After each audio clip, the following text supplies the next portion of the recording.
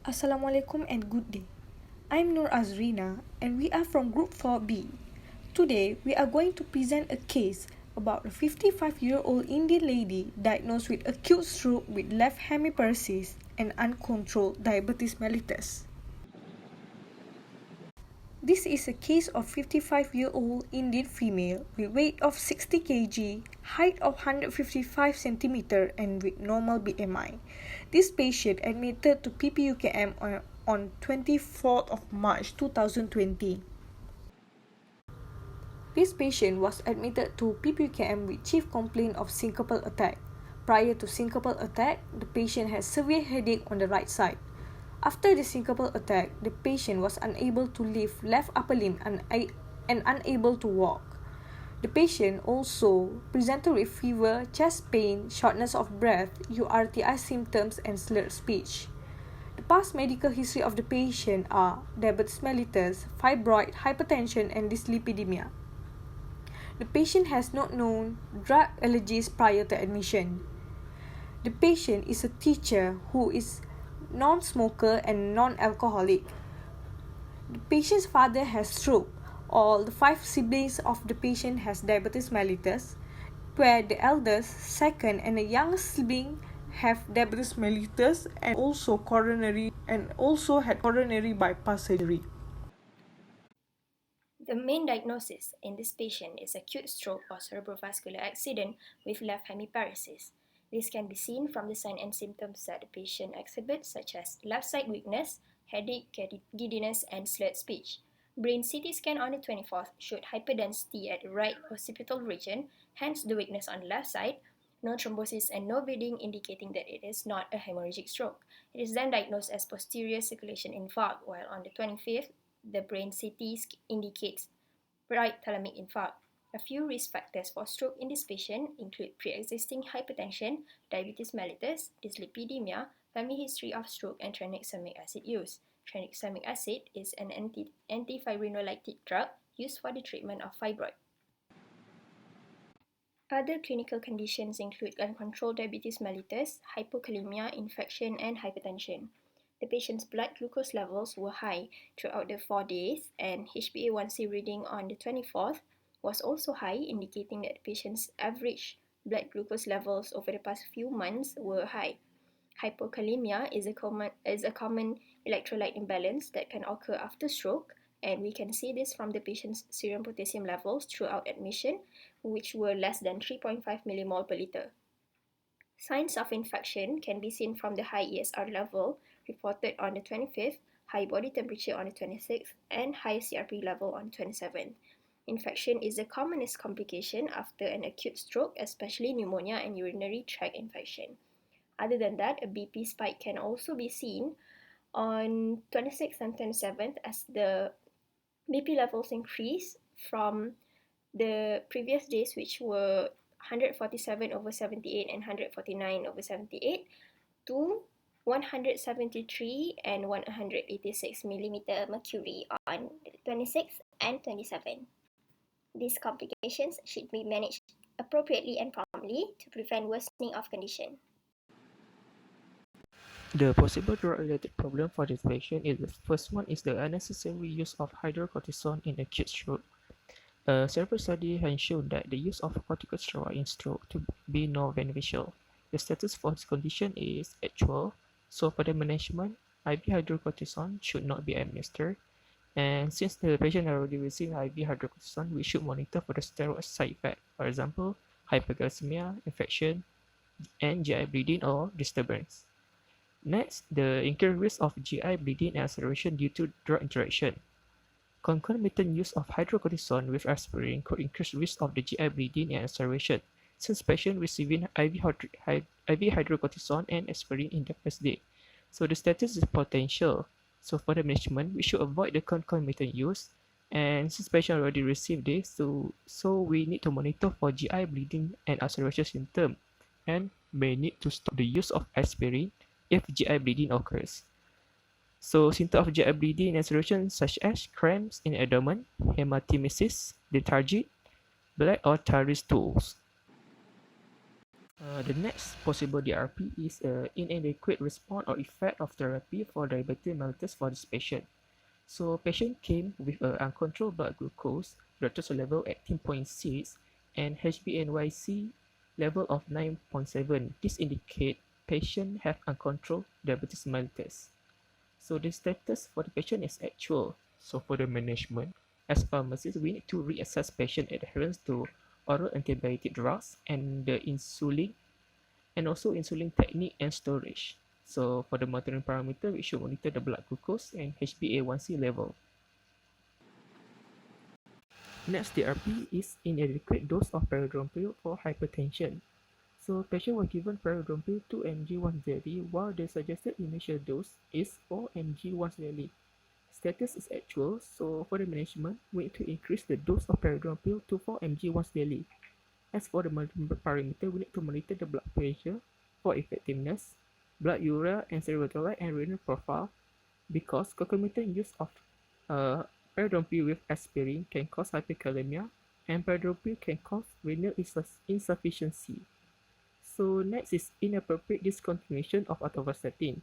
So patient should be in the lipid-lowering therapy with statins due to recent stroke attack as secondary prevention. So patient was given only 1 day of atorvastatin calcium 40 mg at night on 25th of March. So status is actual. For management, we need to continue the oral atorvastatin calcium 40 mg at night. We need to monitor the lipid profile and sign or symptom of increased creatine kinase, suggestive of myopathy. For example, muscle pain, weakness, and generalizing fatigue. For pharmaceutical care issue, the first one is no ECG monitoring has been done for SWOT investigation and during the hypokalemia management. So from the CPG of ischemic stroke, it is mandatory to do a 12-lead ECG prior to admission. So ECG in this setting serve two purposes. And the first one is to identify potential mechanism of stroke and to look for evidence of coexisting acute or chronic cardiac disease. Since patient also categorized under high risk of cardiovascular disease. So for the management of cardiac, uh, infusion of potassium chloride according to MIMS and other surrogate guidelines suggest frequent monitoring with ECG. ECG is a useful diagnostic tool to detect the possible changes resulting from abnormality in the serum potassium concentration. And it's noted also the substitution of potassium can also cause hyperkalemia. Next is a no microbiological investigation has been done to rule out the cause of infection.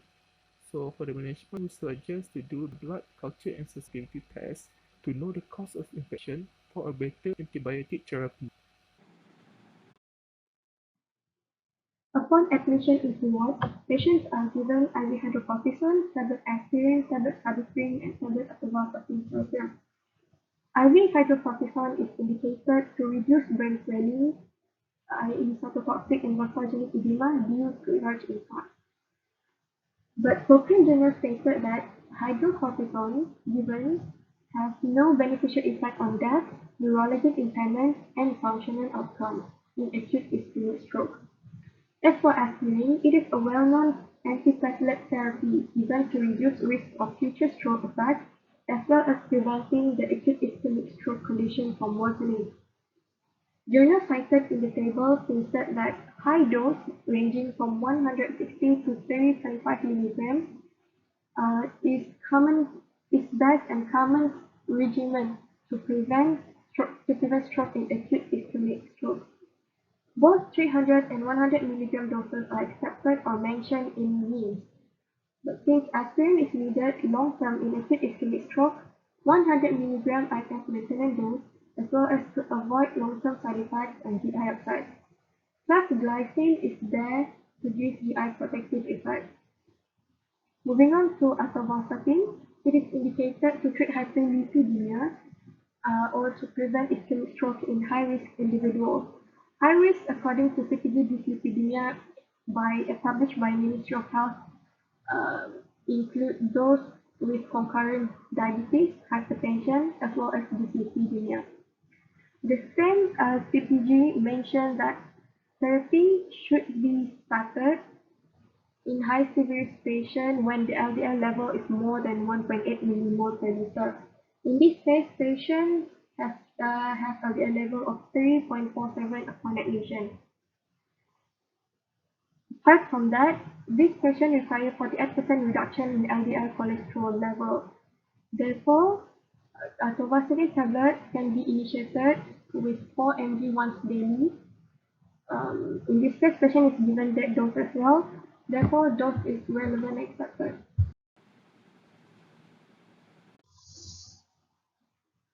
Patient also receive augmenting antibiotic for 2 days, indicated as prophylaxis against AIS complications, commonly UTI and pneumonia, and paracetamol due to sudden spike in temperature, indicated to treat her fever. Doses or regimen for both drugs are accepted, taking drug info as reference. CPG AIS specifically suggested other antihypertensive agents, but we found evidence from CPG diabetes published by Ministry of Health Malaysia stating that ACE inhibitor or ARB are first-line treatment for patients with diabetes and hypertension. Several journal articles also wrote that perindopril or ARB inhibitor reduce blood pressure without affecting total cerebral blood flow in patients with recent cerebral ischemia.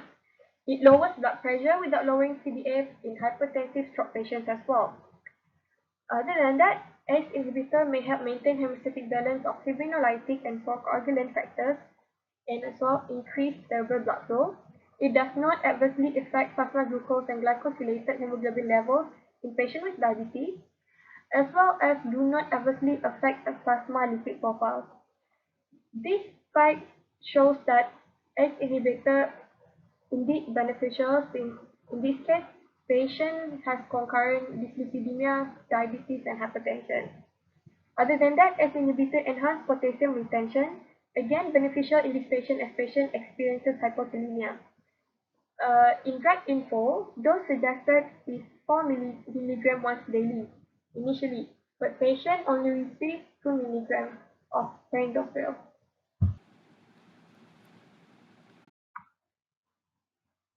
Patient's blood glucose level went from 18.6 millimole per liter to 22.8 to 12.6 from 24th to 26th of March.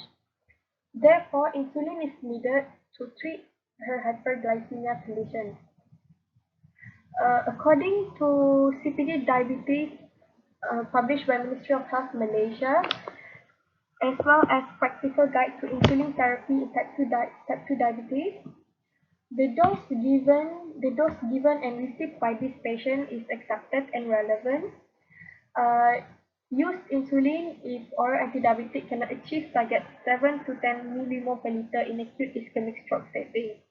Uh, patient previously, before admission into ward, patient is on metformin. Atropine is given as prandial dose, while insulatide is given as beta bolus. As for magnesium sulfate 50%, it acts as neuroprotective, protective neuron ganglia from ischemic damage, as mentioned by the MJ journal. But AHA journal stated that it does not improve outcomes in acute stroke patients. Uh, they also stated that they found limited evidence that it may selectively be advantageous in acute ischemic stroke patients.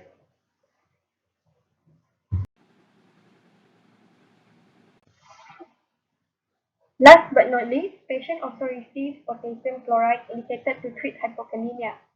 Guidelines cited mention that potassium chloride has been shown to be the most effective means of reflecting acute potassium loss. Um, Knowing the fact that electrolyte disturbances are commonly found in acute stroke setting, not to mention low serum potassium level was significantly more evident in hypertensive and AIS patients. Therefore, potassium chloride is indeed needed to be given in this patient. Dose is accepted as mentioned in PPUCAM formulary and critical care pharmacy handbook. Monitoring of drug therapy. First, aspirin and cardioprin. Reduced incidence of stroke may indicate the efficacy of medications. For safety monitoring, check for bleeding and bruising. Next, atorvastatin calcium. For efficacy monitoring, monitor lipid profile. Reduction of LDL to target may indicate the efficacy of medication. For safety monitoring, check for signs and symptoms of myopathy such as fever, muscle pain, weakness, and stiffness, and monitor liver function tests. Next, insulatard and ectropic insulin. For efficacy monitoring, monitor blood glucose level daily. Reduction of blood glucose to target may indicate the efficacy of medication. For safety monitoring, monitor symptoms of hypoglycemia such as fatigue, tremor, vision changes, headache, and nausea. Next, perindopril. Efficacy monitoring is monitor blood pressure daily. Reduction of BP to target may indicate the efficacy of medication. For safety monitoring, monitor serum electrolyte, check for dry cough, monitor symptoms of hypotension such as dizziness, fainting, and nausea. Next, augmentin. Efficacy monitoring of augmentin is eradication of signs and symptoms of infection such as reduced temperature, reduced ESR, and CRP to normal level. For safety monitoring, monitor signs of anaphylaxis such as skin rashes and check for GI disorders such as diarrhea. Next, potassium chloride. The efficacy monitoring is monitor the potassium level daily. The increment of the potassium toward its target level may indicate the efficacy of the medication. So for safety monitoring, observe sign of extravasation at IV site, check for GI disorder, monitor acid-base balance, and monitor the ECG. Lastly, for other relevant pharmacist interventions, first we can carry out patient education, where we can educate and train the patient on administration and dose adjustment of insulin and other injectables. Second, we can carry out post-stroke interventions, where we can suggest to elevate the head of the bed by 20 to 30 degrees to help venous drainage and avoid from occurrence of cerebral edema. Since the patient is unable to walk since the occurrence of a stroke, we can refer the patient to physiotherapists or exercise physiologists for mobilization exercise prescription suitable to patient's condition, since it is found that early mobilization is recommended to prevent complications such as thrombosis, blood clot, and infections. Lastly, we can suggest for dietary interventions and aim for a modest target weight loss of 5 to 7% of body weight over a 6-month period. We can suggest the patient to practice a reduced calorie diet by limiting total fats and also dietary cholesterol. We can also suggest the patient to practice a high dietary fiber diet consisting of green leafy vegetables, fruits, legumes, and whole grain cereals, where this can help to increase dietary potassium intake and help treat the hypokalemic condition experienced by the patient. The patient should also limit the consumption of sugar-sweetened beverages to less than 2 servings a day, and we can recommend to include more lean sources of protein such as fish, chicken without skin, and soy protein. We can also recommend to reduce sodium intake of less than 2,000 milligrams of sodium per day or just 1 teaspoon a day, and also avoid high sodium foods such as soy sauce, salt-preserved foods, and processed foods. These are the references that were used throughout the clerking of the case. Thank you.